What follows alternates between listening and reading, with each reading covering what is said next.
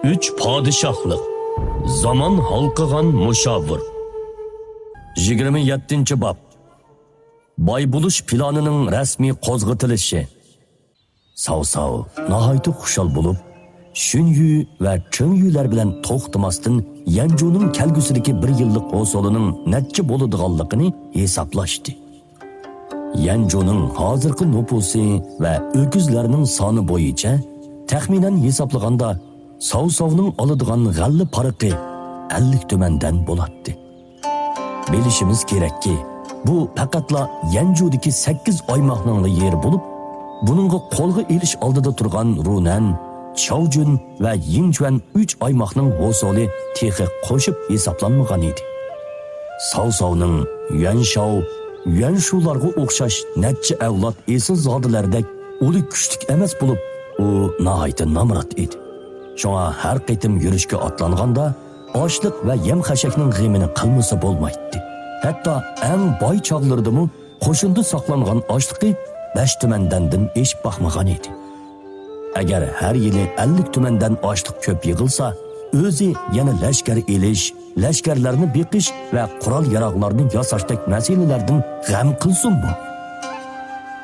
Sav hayacanlanganlıqıdın köz yaşları taramlap tükülüp, şu haman koludaki barlık pul mallarını çıgırık ve egri keşkellik sapan yasaşkı serip kılışka ferman düşürdü.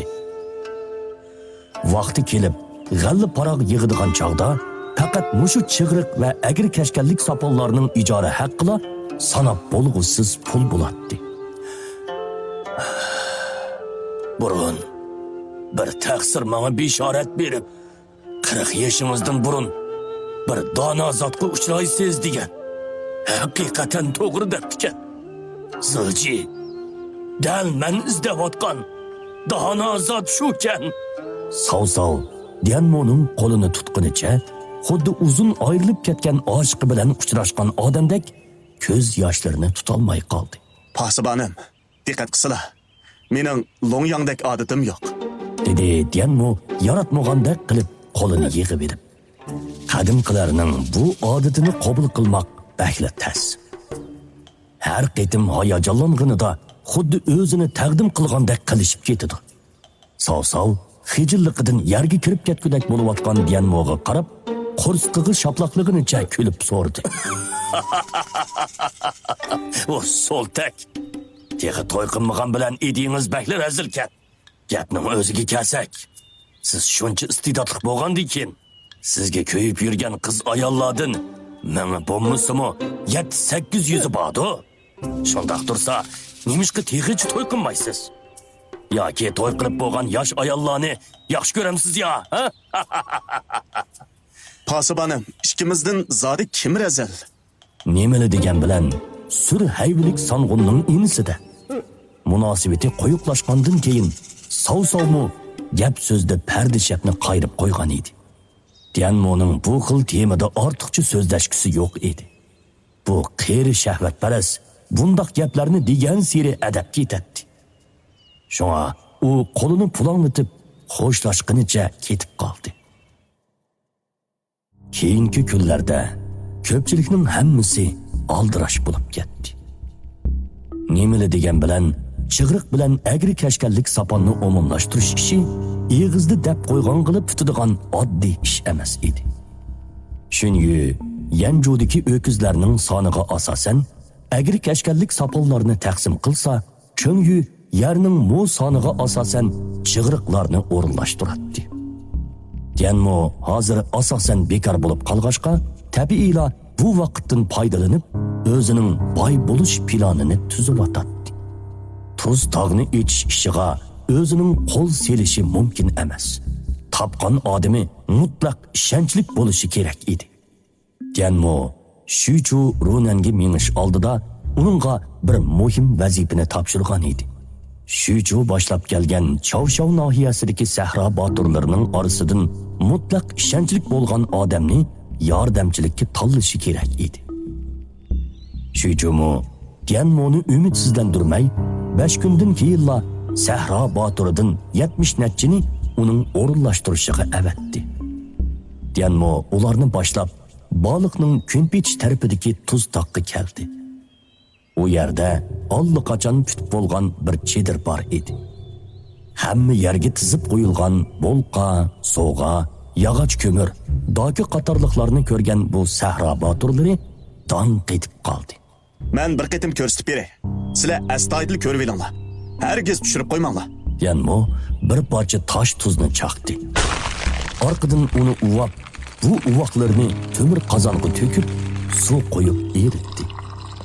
Orqadan yana necha qat doka orqali suzgandan keyin süzülüp chiqqan tuz suyini yog'och ko'mir orqali pokizladi. Eng oxirgi halqida bo'lsa, pokizlangan tuz suyini qaynatdi. Eshib qolgan kristal bo'lsa, sap osh tuzi edi. Butkul jarayonga qarab turgan sahro boturlari allaqachon dong etib qelishgan edi. Bular butkul umrida tuzning qandoq bo'ladiganligini ko'rib baxmagan bo'lib, faqat mushundoq bir narsaning borligini anglagan edi. Bigim, rivoyatlardagi ko'k tuz degan narsa mushu shuma? Deb so'radi bir sahro boturi qiziqsingan holda. Yanmo chekisidagi terlarini surtib yetib, kulib qo'ydi-da, beshini langishdi. Shundoq.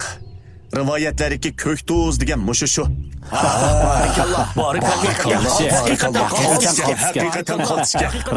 Haqiqatan qaltisga.